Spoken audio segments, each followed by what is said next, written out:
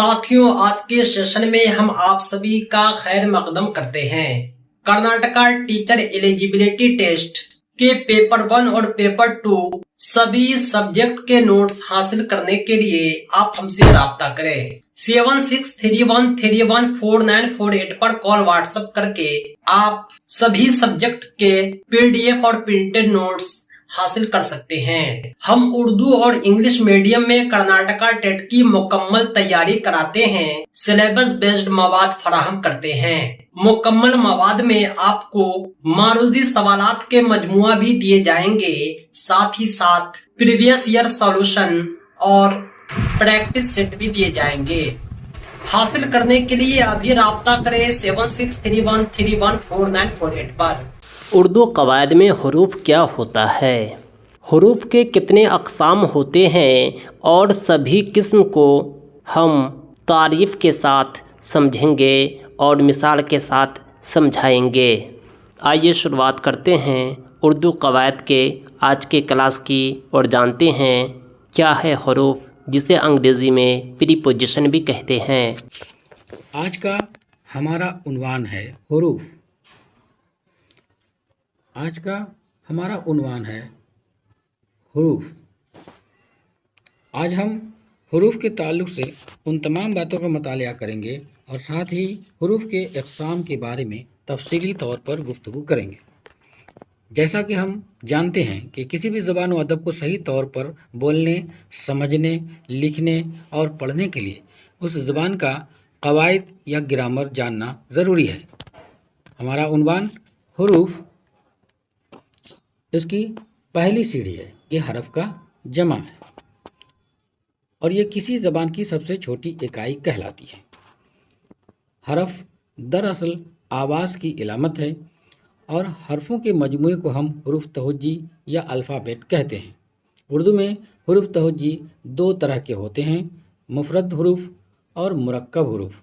मुफ़रद हुरूफ में सारे हरफ अलग अलग होते हैं और जबकि मुरक्कब हुरूफ में दो हुरूफ मिलाकर बनाए जाते हैं। मुरक्कब हुरूफ को मखलूत हुरूफ भी कहा जाता है। उर्दू ज़ुबान में हुरूफ तहज्जी की कुल तादाद 52 है। तो आइए सबसे पहले हम हुरूफ की तारीफ़ देखते हैं। हुरूफ वो कलमा है जो किसी इस्म या फ़ेल को ज़ाहिर न करे बल्कि इस्म को इस्म से मिलाने या इस्म को फ़ेल से मिलाने के लिए इस्तेमाल किया जाए और ये अकेला कोई माने ज़ाहिर नहीं करता। मसलन में, से और को है। हरफ की जमा हुरूफ है। इस तरह हम देखते हैं कि हरफ एक ऐसा कलमा है जिससे किसी इस्म या फ़ेल का तो पता न चले बल्कि ये इस्म को इस्म से मिलाने और इस्म को फ़ेल से यानी नाउन को वर्ब से मिलाने के लिए इस्तेमाल किया जाए और बज़ाते ख़ुद इसका कोई माना न हो। हरफ की जमा हुरूफ है और हरफों के मजमुआ को लफ्ज़ या अल्फाज कहते हैं और ठीक उसी तरह जब अल्फाजों के तरतीब से जो मजमुआ बनता है उसे जुमला कहते हैं। अब आइए हम हुरूफ के अक़साम पर नज़र डालते हैं। हुरूफ के अक़साम। उर्दू ज़बान में हुरूफ के मुंदरजा ज़ैल अक़साम हैं। Number 1, हुरूफ jar. वो हुरूफ जो किसी इस्म को फ़ेल के साथ मिलाएं हुरूफ जार कहलाते हैं। मसलन किताबें और कापियाँ मेज़ पर रख दो, वो जमात शशुम में पढ़ता है। इस तरह हम देखते हैं कि वो हुरूफ जो किसी भी इस्म को फ़ेल के साथ मिलाए और दोनों के दरमियान ताल्लुक़ पैदा करे। मिसाल में पर और में हुरूफ जार हैं। हुरूफ की किस्मों में दूसरे नंबर पर हुरूफ इज़ाफ़त है। हुरूफ इज़ाफ़त, यहाँ इज़ाफ़त से वाज़ेह तौर पर मालूम हो जाता है कि दो इस्मों के दरमियान जो इज़ाफ़ी हुरूफ लगाए जाएंगे वो इन दोनों इस्मों के ताल्लुक़ को ज़ाहिर करेगा और अगर इन हुरूफ इज़ाफ़त को हटा दिया जाए तो फिर उसके कोई माने ज़ाहिर न होंगे, जैसे कि, का, के वगैरह। मिसाल के तौर पर खालिदा की माँ, फ़ातिमा का रुमाल, दरख्त के पत्ते, अरशद की किताबें। مندرجہ والا مثالوں میں کی کے کا حروف اضافت ہیں۔ تیسرے نمبر میں حروف عطف آتا ہے۔ وہ حروف جو دو اسموں یا دو جملوں کو ملانے کا کام کرتے ہیں حروف عطف کہلاتے ہیں۔ عطف سے مراد واو، پھر، بھی اور ہوتے ہیں۔ یہ ایسے حروف ہیں جو دو اسموں اور دو جملوں کو بھی آپس میں جوڑتے ہیں اور مکمل معنی ظاہر کرتے ہیں، جیسے شب و روز، سمینہ اور کوثر۔ تم فیصل آباد جا رہے تھے پھر واپس آ گئے، تم بھی مجھے جھوٹا کہہ رہے ہو۔ مندرجہ بالا جملوں میں واو اور پھر اور بھی حروف عطف ہیں۔ یہاں اہم نقطہ بتانا ضروری ہے کہ واو صرف فارسی اور عربی کے الفاظ کو ملاتا ہے۔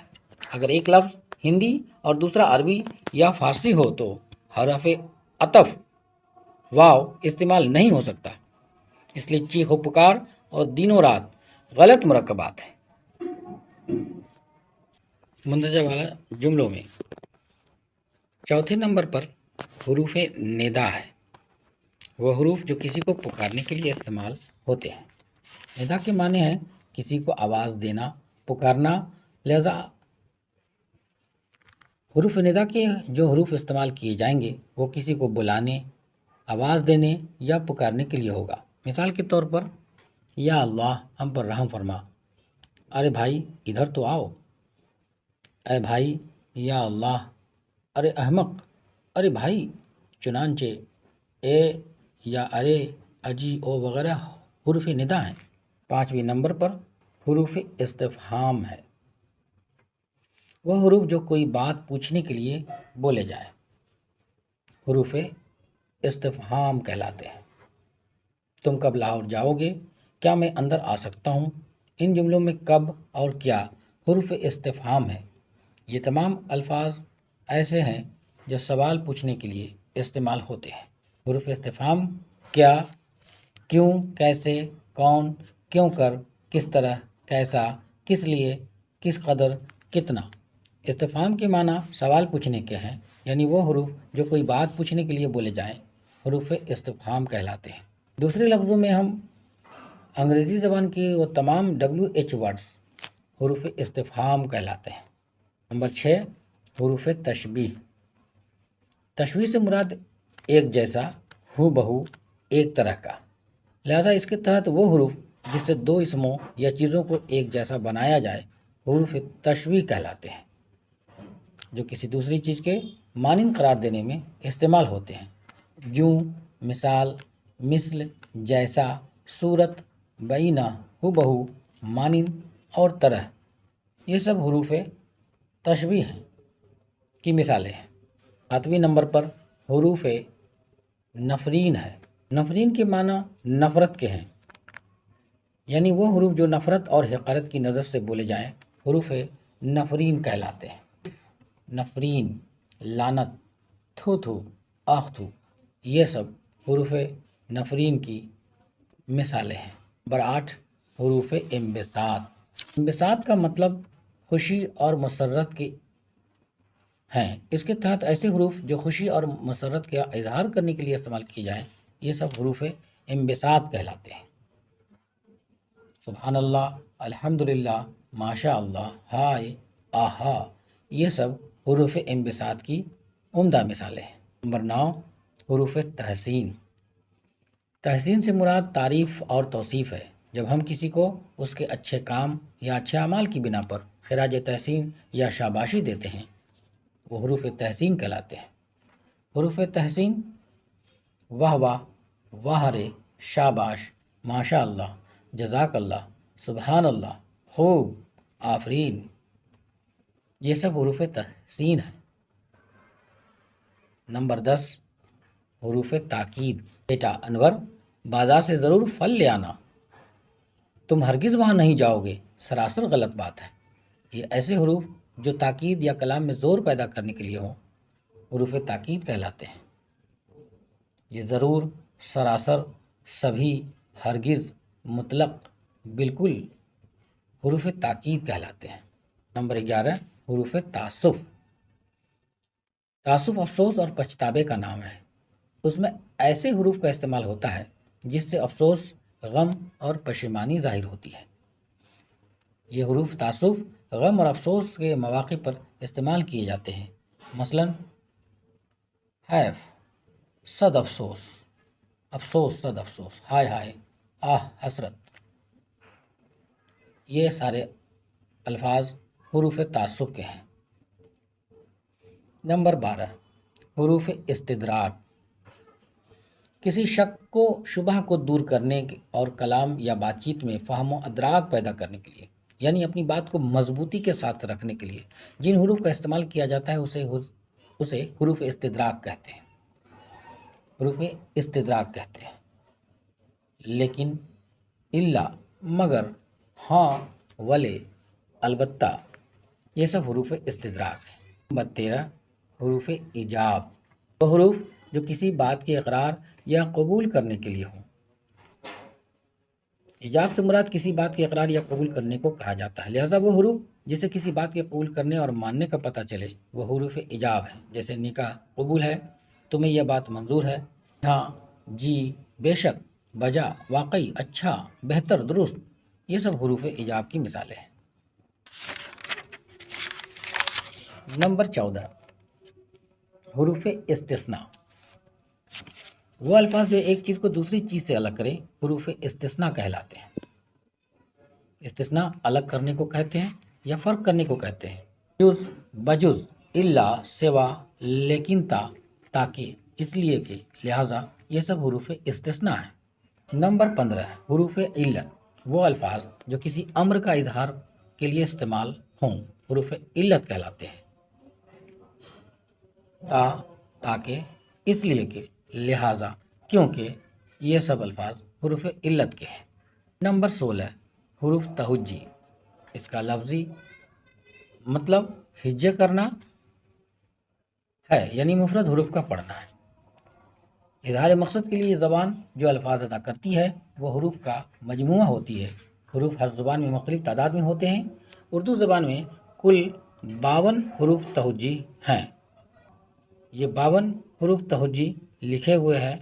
اس میں اردو زبان کی یہ سب سے بڑی خصوصیت رہی ہے کہ اس میں عربی، فارسی کے علاوہ ہندی کے بھی الفاظ، ہندی کے بھی حروف شامل ہیں، جس سے اس کی خوبصورتی میں اضافہ ہوتا ہے۔